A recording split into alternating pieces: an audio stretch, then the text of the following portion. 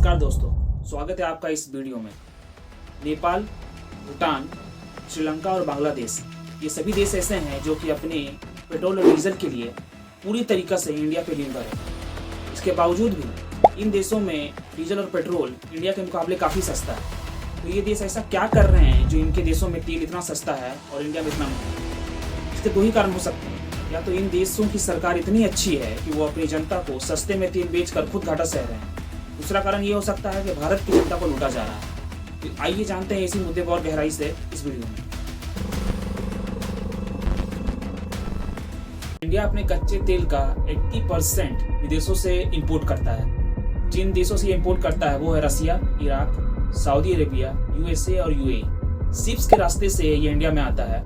India में आने के बाद ये देश के बड़े बड़े तेल रिफाइनरी में जाता है, जिसमें गुजरात का जामनगर दुनिया का सबसे बड़ा रिफाइनरी है। इसके बाद केरला का कोच्चि, असम का डिगबोई और ओडिशा का पैरादीप रिफाइनरी, जो कि पूरे देश में सबसे बड़ा रिफाइनरी तेल है। असली गेम यहाँ से शुरू होता है। सरकार कुएं से तेल निकालने से लेकर आपके पेट्रोल की टंकी तक पहुंचाने में सरकार का जो इसमें खर्च होता है वो होता है 40 से 50 रुपए। इसके बाद सरकार इसमें टैक्स लगाती है।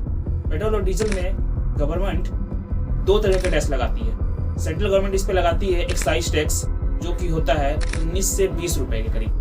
उसके बाद इस पे स्टेट गवर्नमेंट लगाती है VAT tax, value added tax, जो कि होता है 20 से 30% के करीब। सरकार इन दोनों टैक्स को लगाने के बाद पेट्रोल और डीजल के दामों को लगभग डबल कर देती है।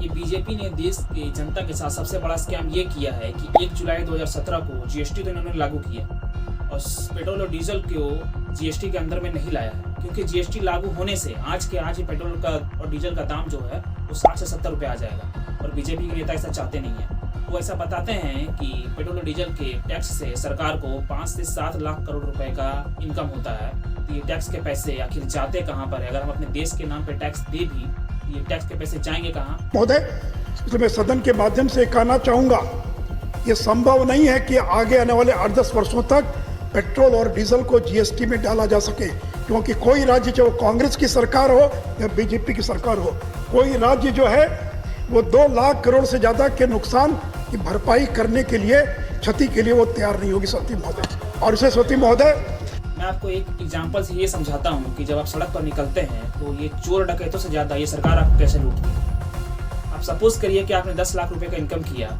उस पर सबसे पहले आप सरकार को इनकम टैक्स दीजिए। उस टैक्स को देने के बाद आपके पास जितने रुपए बचे, उससे अगर आप एक कार लेना चाहते हैं तो सबसे पहले आप शोरूम में जाइए, वहाँ पर रजिस्ट्रेशन और इंश्योरेंस पे टैक्स दीजिए। उस कार को अगर आप सड़क पर लेकर निकलना चाहते हैं तो आप पेट्रोल भराएंगे, तो आप उस पेट्रोल पे 50% टैक्स दीजिए। उस कार को अगर आप लेकर किसी दूसरे स्टेट जाना चाहते हैं तो आप टोल टैक्स दीजिए।